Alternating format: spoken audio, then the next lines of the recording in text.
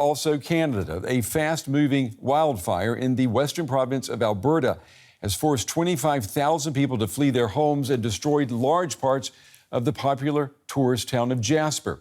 Now, there are no immediate reports of injuries, but authorities say the flames have destroyed up to half of the town's buildings. A fast-moving inferno has been raging in the Canadian Rockies in the province of Alberta. These flames, higher than treetops, have left entire forests in ashes and reached the town of Jasper overnight. Tens of thousands have been forced to evacuate. If I break down now, what will I do? I will just sit and cry and nothing's gonna change, right?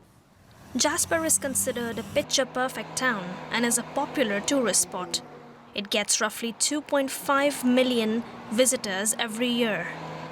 Authorities say the fires have caused significant damage and that firefighting crews are working under dangerous conditions. Homes and businesses have been lost to a wildfire that people are calling a wall of flames.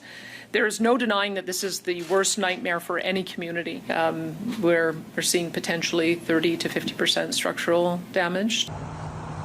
Due to the severity of the damage, hundreds of firefighters from around the world are coming to Alberta to help.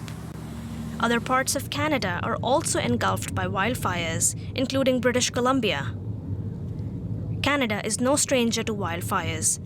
In 2023, a record number of fires forced hundreds of thousands of Canadians to evacuate. Well, I'm joined now by Annabella Bodana. She's an environmental scientist, and she joins me from the University of Waterloo in Canada. Annabella, it's good to have you with us. You know, we're seeing more and more of these devastating wildfires, not only around Jasper in the province of Alberta, but also in British Columbia and elsewhere. Why is that? So as mentioned in the video, wildfire is natural in Canada. So it's good for our forest. It's been around for, millennia. What's changing now is a little bit with climate change. We're seeing the intensity of these wildfires is just so much bigger. We're also moving our cities into wildfire areas. So the population of Canada has really grown over the past few years, and we end up moving more into the areas that are prone to wildfire. So we're just seeing these events become more and more intense due to these different reasons. And is this a perfect storm? I mean, we've got climate change, higher temperatures, and as you said, we've got greater and greater urbanization of rural areas. So it is. So what climate change does, especially in relation to wildfire, it leads to more drought events. So Western Canada, what you just showed, BC, Alberta, they've been going underground for, undergoing drought for a couple of years now. And that drought just leads to more fuel on the ground. That's followed by extended periods of extreme heat or warm temperatures. And especially in that area where you were just showing the maps, they had been undergoing a heat wave for 2 to 3 weeks. And then that's followed by hot, windy weather. All of these are made worse by climate change, and they just really lead to those intense flames that we're seeing out in Jasper. And so, yeah, it absolutely all mixes in a way that it just makes those wildfires much more intense. And we know we've got wildfires that some of them are out of control. People are waiting for those fires to be brought under control. But what should people do to prevent these types of catastrophes from happening again in the future?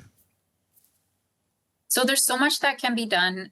It's a very complex problem. So it goes all the way from reducing our greenhouse gas emissions to lower climate change incidents, all the way to what we can do in our forest management. So we do need to allow some of those smaller fires to burn. We need to have controlled burn.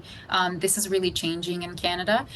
We need to have more funding going towards preparedness. So we're kind of a reactive country right now, and we do a great job at suppressing those major wildfires as they're getting close to our communities, but we need to use those months where we don't have wildfire to really prepare. So more funding going that way and strengthen our communities and our residents. There's a lot of guidance out there for what can be done at the home level as well as a community level to lower our wildfire risk. You say these controlled fires are needed for the natural processes to continue, but what we're seeing right now, these are out of control. They're too big. How long does it take the environment to recover once the flames are out? It takes decades. There's a natural process to how that occurs. And at first, we just kind of need to make sure that the land that's been burned is stable. So there's a high chance of flooding after a wildfire occurs.